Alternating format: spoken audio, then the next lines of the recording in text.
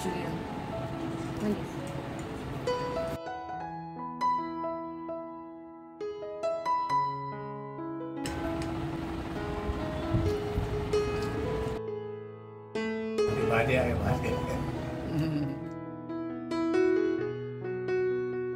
नमस्कार। आज खूप सोप्या पद्धतीने मोमोज आणि मंचुरियन कसे बनवायचे आणि घरच्या घरी ते खूप छान बनतात। तर आज मी मोमोज आणि मंचुरियन बनवणार आहे। त्यासाठी मी 2 वाटी मैदा आणि थोडंसं मीठ टाकलेलं आहे आणि हे छान घट्ट मळून घ्यायचं आहे। खूप पातळ आपण चपातीसाठी वगैरे कसं पीठ मळतो तसं नाही मळायचं, तर थोडंसं घट्ट पीठ मळून ठेवायचं आहे।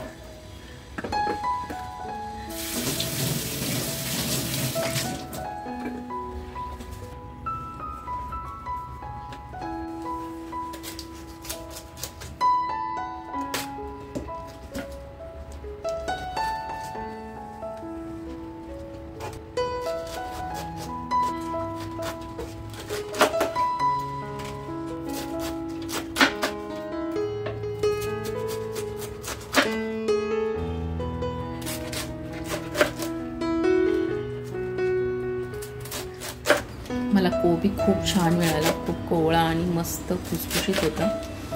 तर मी आता त्याचे बारीक बारीक तुकडे करून चॉपरमधून बारीक करून घेणार आहे, कारण चॉपरमध्ये पटकन बारीक होतं आणि खूप छान बारीक होतं, जसं मला मंचुरियनला हवं आहे तसं।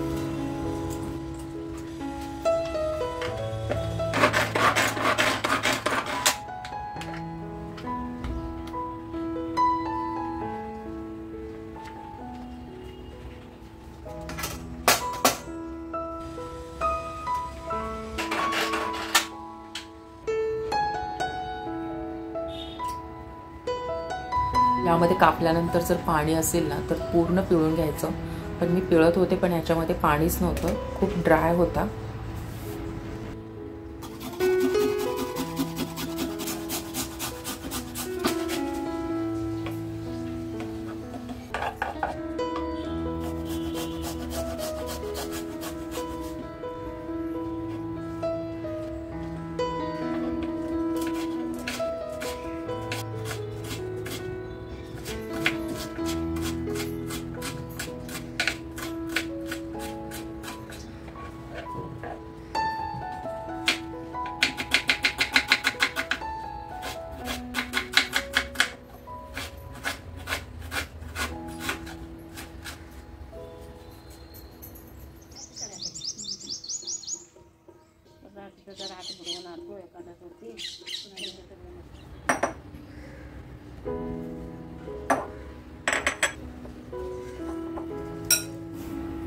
मी पनीर मोमोज बनवणार आहे, तर त्यासाठी मी पनीर घेतलेलं आहे, तर पनीर मी कुस करून घेते।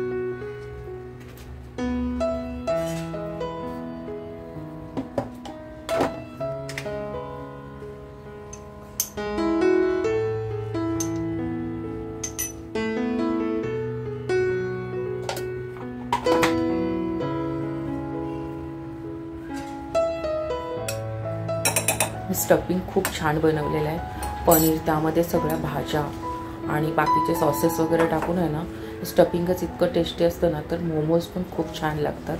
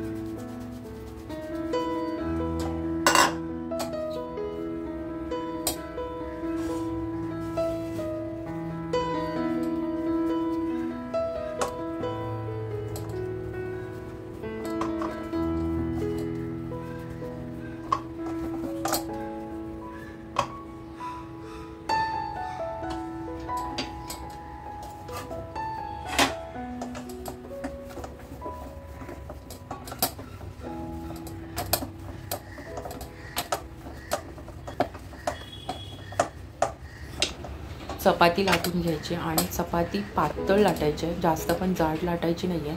कारण मोमोचा जो कवर असतो ना, तो पातळच असायला हवा. कारण मोमो स्टीम करताना खूप छान स्टीम होतात आणि पटकन शिजतात.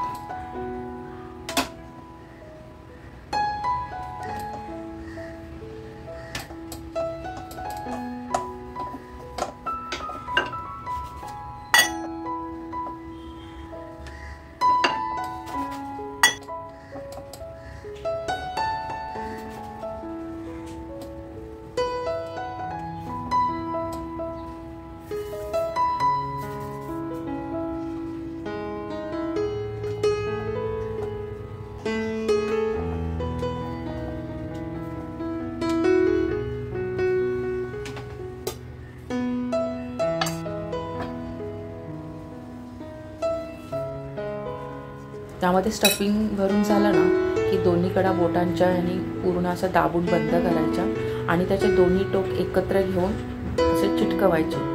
तर हा जो मोमोचा प्रकार आहे ना किंवा ही डिझाईन आहे ना, तर मला खूप आवडते आणि सोपी पण आहे आणि पटकन पण होते. म्हणून शक्यतो मी याच प्रकारे मोमो बनवते, कारण मला हे असेच बनवायला आवडतात आणि खूप सोपे वाटतात मला. आज ना स्ट्रीट फूड खायची खूप इच्छा झाली होती, स्पेशली मला आणि माझ्या मुलाला मोमोज खूप आवडतात. तर मी विचार केला आज आपण मस्त मोमोज बनवू आणि मंचुरियन पण बनवू. कारण त्यासाठी वेगळं असं काही करायचं नव्हतं, कारण माझ्याकडे कॅबेज होतं, गाजर होते, तर स्टफिंग फक्त वेगळं होतं याचं आणि मंचुरियनसाठी काय कॅबेज होता. म्हणून मी विचार केला की आपण हे दोन्ही बनवू.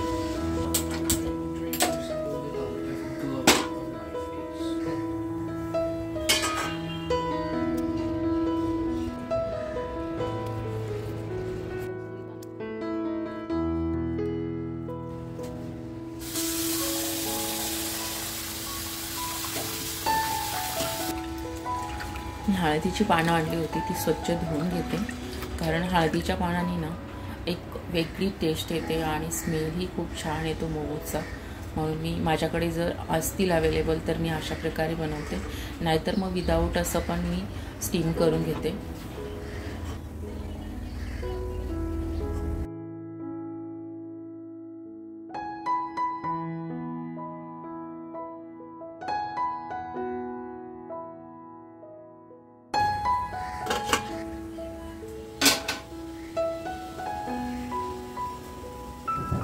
दोन चमचे तेल टाकून त्याच्यामध्ये मी हे मोमोज ठेवून घेते आणि त्यानंतर मी याच्यामध्ये थोडंसं पाणी ओतणार आहे आणि नंतर कवर ठेवून याला मी स्टीम देणार आहे. कारण तळण्यापेक्षा हे असे मोमोज खूप छान होतात आणि हे खूप क्रिस्पी होतात, म्हणजे तळायची पण गरज नाही लागत, एवढे छान होतात.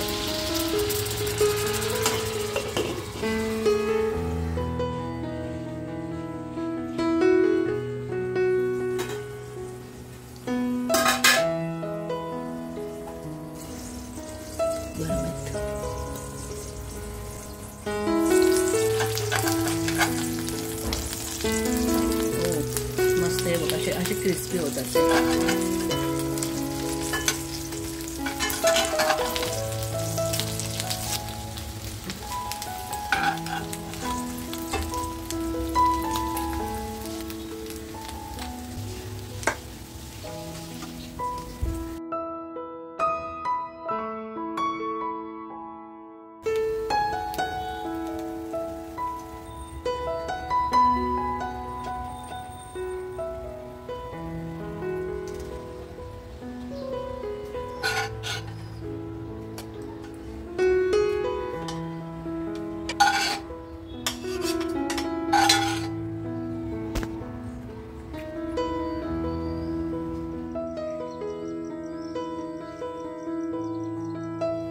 मध्ये मी 1 वाटी मैदा आणि अर्धी वाटी कॉर्नफ्लोअर टाकलेलं आहे. जसं कोबीचं प्रमाण असेल ना त्याप्रमाणे हे पिठाचं प्रमाण घ्यायचं आहे.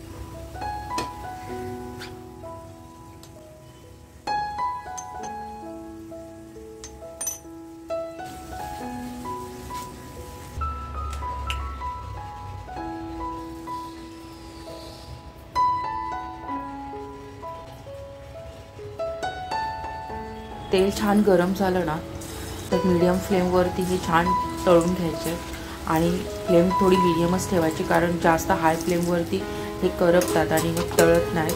आतून हे छान तळले पाहिजे, त्यामुळे मध्यम आचेवरतीच हे तळून घ्यायचे आणि मी छान तळून घेतलेले आहेत आणि खूप क्रिस्पी झालेले आहेत.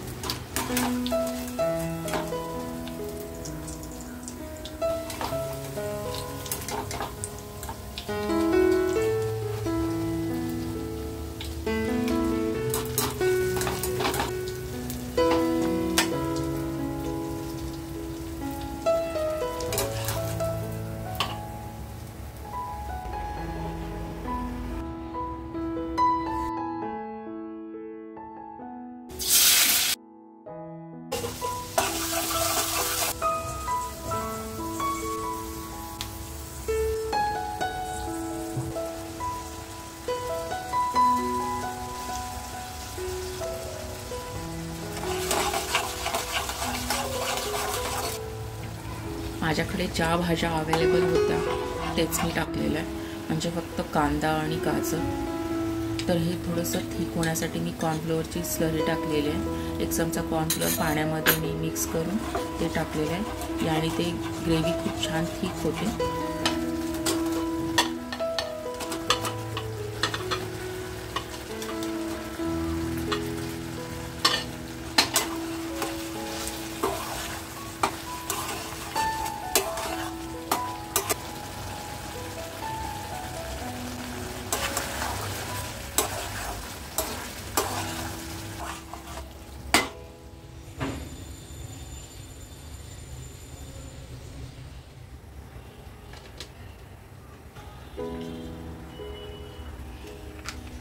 थोड्याशा तेलामध्ये मी red chilli sauce, soya sauce आणि टोमॅटो केचप, थोडंसं लाल तिखट आणि ब्लॅक पेपर हे सगळं मी मिक्स करून घेतलं आणि थोडंसं पाणी टाकून मी थोडंसं ग्रेव्ही पातळ केली आणि ह्याच्यामध्ये मी मोमो कोट करून घेणार आहे. आणि मी खरं सांगते हे मोमो इतके छान होतात ना, मी जेव्हा जेव्हा मोमो बनवते ना तर मला हेच मोमो खूप आवडतात. इतके टेस्टी लागतात ना, खूप टेम्पटिंग वाटतात खायला आणि टेस्ट पण खूप जबरदस्त लागते याची.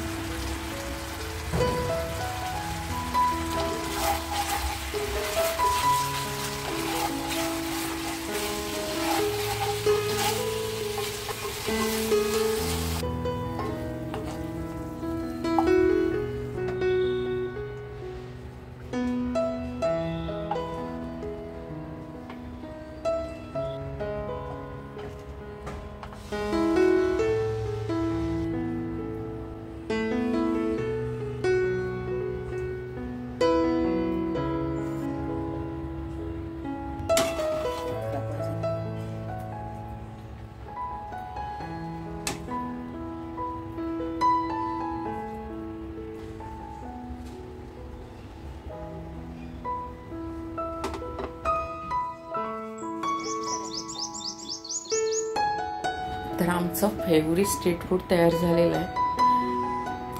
आम्ही तर हे नेहमी खातो, पण आईने आमच्या मोमो कधी खाल्ले नव्हते, ती फर्स्ट टाइम खाते.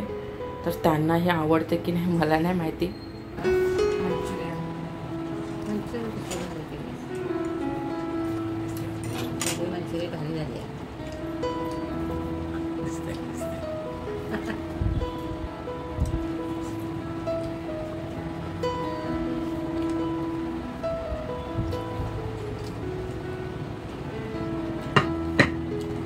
झाले मस्तच झाले मस्त झाले. भारी झाले कोबी मंचुरियन.